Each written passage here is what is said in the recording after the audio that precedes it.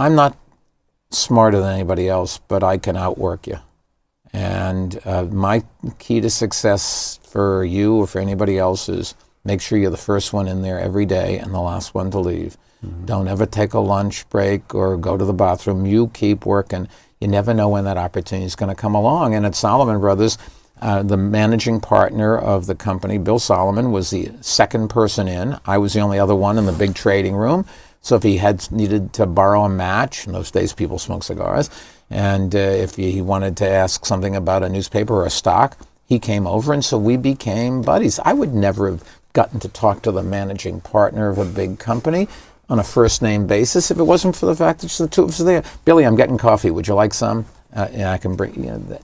And at the end of the day, the number two guy, John Goodfriend, he was the last one to leave, except for me. And we'd share a cab going uptown or take the subway train going uptown together.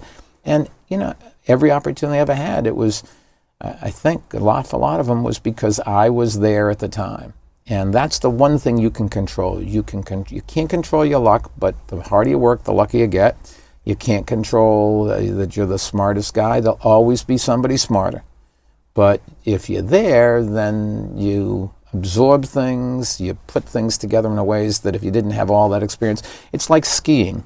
I've said reading a book on skiing doesn't teach you how to ski. Yeah.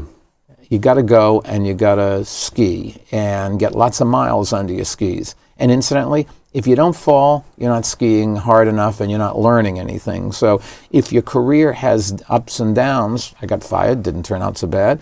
But, you can start a little business and maybe it doesn't work. And after a while, you got to be smart enough to say, hey, I tried it. Don't let your ego get in the way. I can't keep doing this. I've got to earn a living.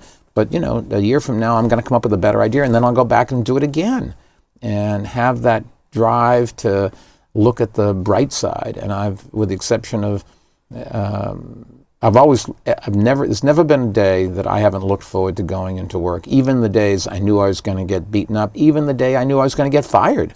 I'd never been fired before. I wonder what it's like. Mm-hmm. Okay, let's go find out. Yeah. I'm not smarter than